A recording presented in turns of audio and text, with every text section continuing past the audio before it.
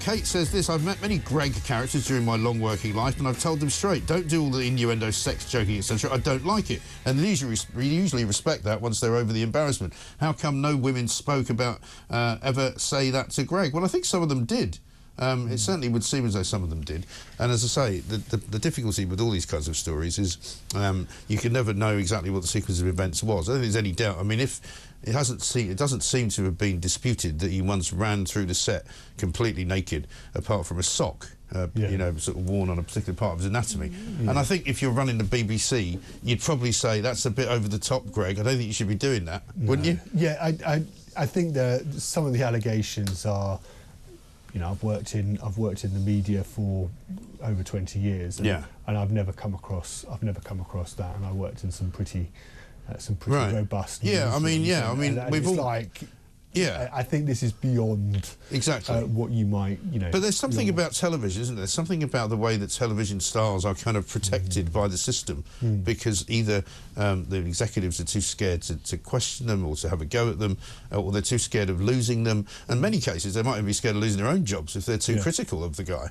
Yes, and I think there's a sort of, I think you're right. Television does sort of maybe set itself apart a bit, but you would think that at the BBC, where they are taking your money, this isn't privately funded. This is not a privately funded organisation. It's your money that they are taking from the licence fee, which is being sanctioned by the government, as it was an increase last week, at the end of last week. That actually you would expect them to be able to manage their stars properly, and be able to ensure that people are protected and they are safe. And they feel safe when they go on to BBC shows. They should be. And I think safe is probably the wrong word. I know it's the word that people use, but I mean, in this case, it's not. Many people, and even Asma Mir has said that, you know, she wasn't particularly distraught as a result of what happened, but she didn't enjoy it and she didn't like it. And I think you have to make that point as well, because I mean, there's no suggestion that he was putting anybody, you know, in danger. No, but I think I agree with you, Mike. But I think.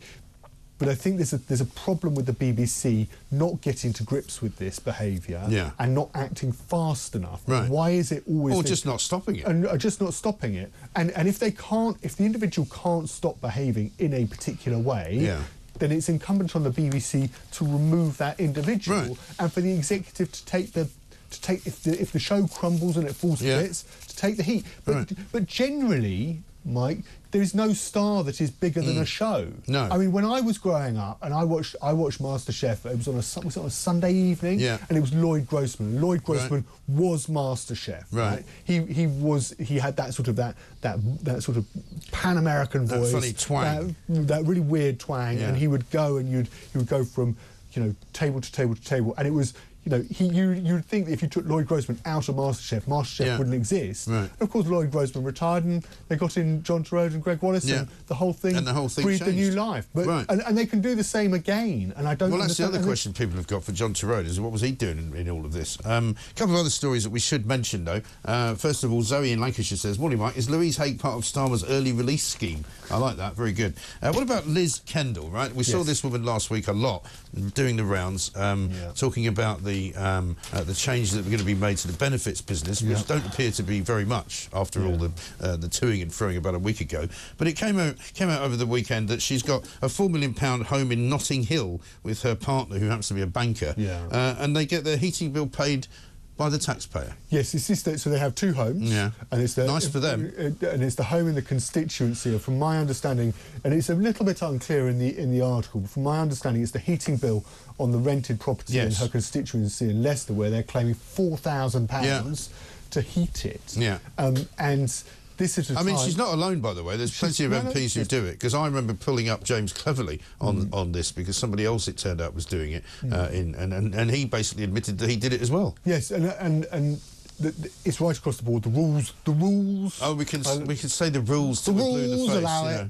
I've done nothing against the rules. So they allow it to happen because, of course, you know, it's deemed that MPs can't run two homes on their salary of £84,000 a year. But of course, she's married to somebody who's exceptionally wealthy. They live in a very leafy part of London. £4 million house in Notting Hill. They could easily afford it, and you don't want to hand a political gift to Nigel Farage, because Nigel Farage is wealthy enough on his own, and he said he's just going to front his own energy bills himself. He's not going to. But of course, the juxtaposition is the really crucial point amongst all of this is it's happening at the same time they're cutting the winter fuel allowance to millions of pensioners. £300, 100,000. The DWP, that's the department, by the way, that Liz Kendall runs as Secretary of State for Work and Pensions, estimates that 100,000 pensioners are going to be plunged into fuel poverty within the next 2 years as a result of that decision.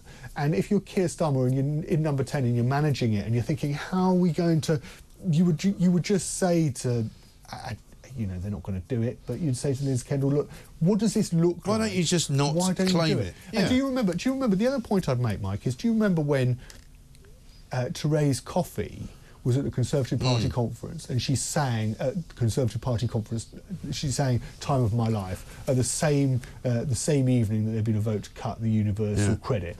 The left went mad. Right. It was outrage that this could, you know, that you had a work and pension secretary who could sing she's having the time of her life at the same time as benefits are being cut. Yeah. And I think there is a slight, there's a tone deafness to not, or tin ear, I would say, to not understanding that when you're in government, the same standards apply. Ordinary people don't have this luxury. No. They can't suddenly claim expenses for something. They just have to pay up because that's their lot in life, you know. So when they see people like politicians becoming very wealthy when they are politicians and while they are politicians and when they leave the job, they shouldn't be getting all these freebies. It just shouldn't be the case. Yes. One from Sean in Norfolk here says, morning, Mike, regarding Biden and the UK country harbour, no wonder people are fed up with politicians with their endless lies. Thank God for talk. At least you guys get it. Keep up the great work. Now, here's another one for you, just apropos, I think, a great story in The Sun, page 11. Wicked pockets £28 million tax bid. This is the Hollywood Film Studio. And some people will say, well, this is good for British business, it's fine. But again, in the scheme of things, if you're charging farmers for inheritance tax, if you're charging pensioners pension tax, if you're charging ordinary members of the public, you know, 40% tax because you can't hand over your pension to your wife after you die, why on earth is a massive company called Universal getting a £28 million tax write-off just because they made Wicked in a British film studio? Because they want, the government is, if I remember correctly, this was a scheme that was introduced by George Osborne. Yeah, I think so. Conservative Chancellor. I think so. I think it might have been Tony Blair in the first instance. Yeah, and it was, and then George Osborne extended it. Yeah. But the argument that was made by the government when they introduced it was that you could attract. I get it. Listen, I get it, and it's a fine thing to do. And I'm sure that under normal circumstances, in a normal economy, if the government wasn't saying we're in a black hole, we need to get out of it, that's why it looks bad. Yes, and they should, and you would think, and the argument, and it's a perfectly reasonable one, Mike, is that when Rachel Reeves stands up and says, well, on British businesses that are actually based here permanently, she's gone and introduced a £25 billion tax rise as part of a £40 billion tax rise. National insurance and all the rest of it. And then, of course, they get a Universal here of just being given, you know, a cut of, you know, it's a tax gift, they're calling it, basically, in The Sun. Yes. They pocketed £28 million of a tax break, which is, I think, not the right time and the right place. And it's part of a tax relief which stretches to 25.5%. Yeah, absolutely right.